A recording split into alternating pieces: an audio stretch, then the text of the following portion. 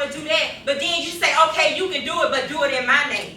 You say, okay, you can do it, but do it where I want you to do it. Go to the school that I went to. So you begin to put your armor on your kids, and they can't operate in your armor. But see, one thing about David, he recognized it, and he recognized it quick. He said, I can't do it. But David said, guess what? I got 5 stones and a slingshot. And David said, God has been preparing me for this all my life. And so it says that David took 1 stone and he struck Goliath in the center of his head. And he died. And so one thing about David was David had the courage to war. And so sometimes when you're pregnant, sometimes people want to talk.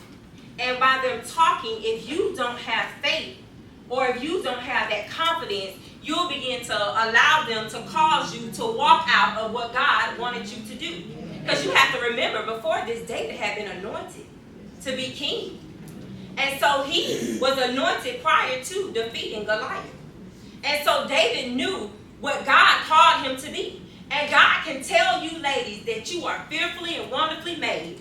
And he can tell you that you are the head and not the tail. And you can walk right into a situation and let somebody tell you something completely different. And then you walking out of what God has called you to walk into. So you have to be confident and know who you are.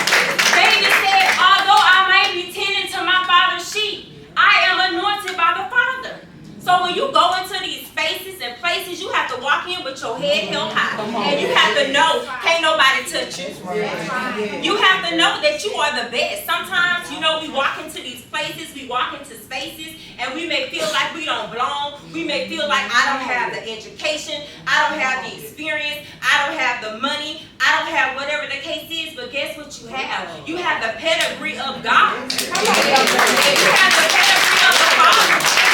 So in order for you to give birth today, the first thing is you have to have the courage to war. You have to have the courage. You can't be afraid.